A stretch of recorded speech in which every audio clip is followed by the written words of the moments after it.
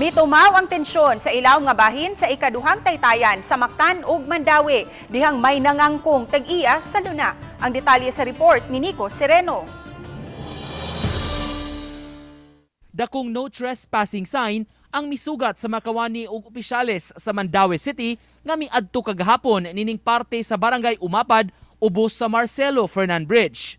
Mipahibaw ang mga gwardya nga gisugo ra sila sa tag-iya nga wa nila hinganli. Tensyonado ang sitwasyon sa pagmagahi sa mga gwardya nga nagbantay ug pag-insister sa taga City Hall. Mato ni Councilor Anjong Ikalina, gipanag-iya sa gobyerno ang dapit maong bukas kini sa makatawhan nga mangagi.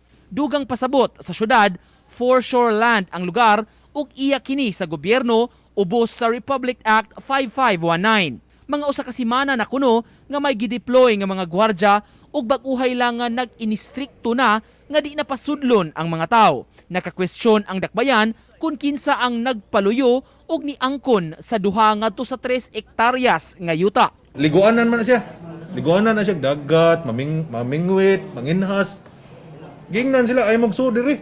Pamusilon mo. Naay usa dito nga bantay dagat na to, gingnan og musakay ka anang imuhang bantay dagat nga pusilon ka. Kakuyaw gud. Ganban ron.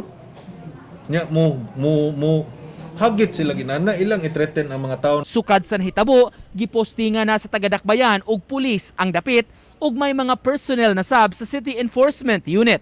Kaganiha sa among pagsusi, wala na diha ang mga gwardya ug makasud gawas na ang mga tao. Kining mananagat miangkon, apektado sila dihang nag-inistrikto ang nangangkong tag-iya apan nalipay nga nahusay na kini karon. Isugon gyud sila, kurma. Head ba? Kanang kayo. Maldito kayo manulti bitaw. So gahapon ning gawas, ganiha na malik nagdag additional nga mga personnel, mga goons, if I may. We cannot afford to lose a single square meter of Mandawi City government property to these unscrupulous individuals. Uban ni Godfrey Relien, Nico Sereno, Balitang Bisdak.